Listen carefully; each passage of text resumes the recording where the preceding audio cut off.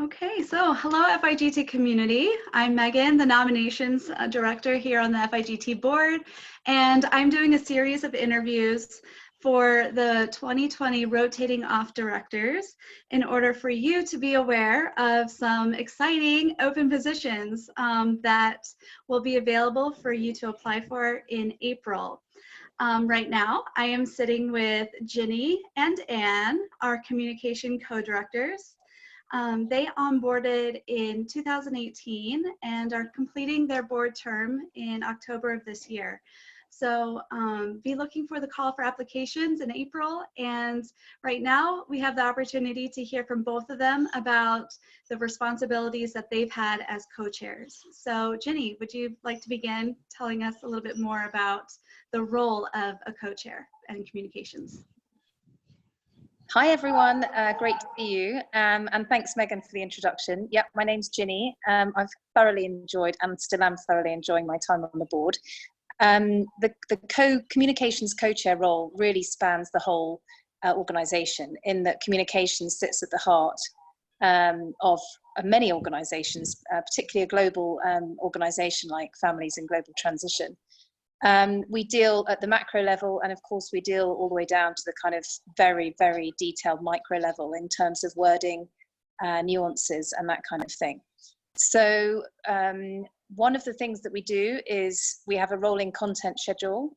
We ensure that across all of our social media platforms we have content that is current, it's exciting, it's pushing the boundaries in terms of conversations. And one of the things that communications does in that respect is pull in and encourage content from all of our other groups. So for example, membership, the research network, the different affiliates around the world. There are all sorts of groups across which we work within communications. That is on an ongoing basis, and that is day to day. We rely on an amazing, amazing committee. So we have more than probably 8 or 10 people working across the communications team at any one time. Across the social media platforms, we have the obvious ones, Twitter, Facebook. We've got a huge amount going on Facebook, LinkedIn. We have blogs that we have a lot of support with.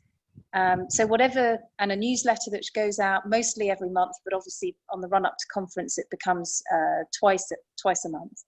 And all of those things that you see as an output require quite a lot of planning, a lot of coordination across the teams, and a fair amount of sign-off. And communications really holds the key to getting that content together, getting it created, and then getting it out there. So it's a really, really exciting position to be in. Wonderful. Yeah. Thanks for sharing. And Anne, what has been some of your responsibilities? Yeah, so I can absolutely agree with Ginny. It's a very exciting role, and involves basically every communication that goes out to our members, but also internal communication, and of course to keep the communications consistent and on a high level. It's very important to have a communication strategy as well, so strategic planning, not only for the moment but also for at least a year ahead. But also in times of crisis like right now, a lot of in turmoil, so the strategy has to be clear, how to communicate, when to communicate, and what to communicate. So there's a very high strategic part as well. Also on the website, how to design it, who is involved, and so on. So everything that is communicated goes basically through our round as well. However, it's a very exciting role because you're not alone. It's a fantastic committee, and we work very, very close with Tricia Carter, the secretary, and so we have weekly calls, and it's a family within the family as well. So it's really we are very, very close as co-chairs, and that's important, and that's, I think, the best part of it. Yes, absolutely. I'm curious about how often you have meetings with your committee, and considering you have I think the largest committee of the board directors. So we sit together once a week. We have a call once a week with the secretary, with Trisha, and the social media lead, because the largest committee is under the social lead, under Sarah. So Sarah, Ginny, Trisha, and I sit together once a week to discuss. Yeah, wonderful. So you've really outlined some of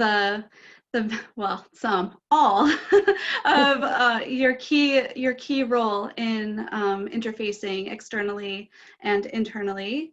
And I'm curious about any of the competencies or just some other characteristics you would encourage or highlight that would be really beneficial for someone who is seeking to apply to this position or applying. Yeah, absolutely. I can talk about that. So one thing we haven't mentioned in much detail yet is the actual physical conference, which obviously we've been running up to this point. There's a lot of work that goes into that as well. So there's the live streaming, the video, the tech piece. There's working with the presenters. There's creating the app, which we use during the actual event. So there are various things that are specifically related to a physical event. I mention those things in light of your comment, Megan, because you don't have to be a tech expert. You don't have to be a live stream video expert. The role that we have is very much coordinating people who are top of their game and experts, and we all work really closely together. So in terms of skills for the communications co-chair, I would say if you have any of those skills, even better, but they're not essential. I would say teamwork, not being afraid to do things for the first time. We've really pushed the virtual piece this year. Sarah, as Anne mentioned, Sarah, our social media manager, Sarah Black, has been incredible at really taking the website and the content across all our platforms to another level. So even over the last 6 or 8 months or 12 months, we've been really putting a huge amount of work into that. And although I don't call myself a tech expert, and I'm not sure whether Anne you do, we've never felt in any way unsupported in that space because of all the amazing people that are working with us on that. A sense of humor for sure, an ability to turn on your heel and change direction, but I think that's probably true for most of the positions, if not all of them.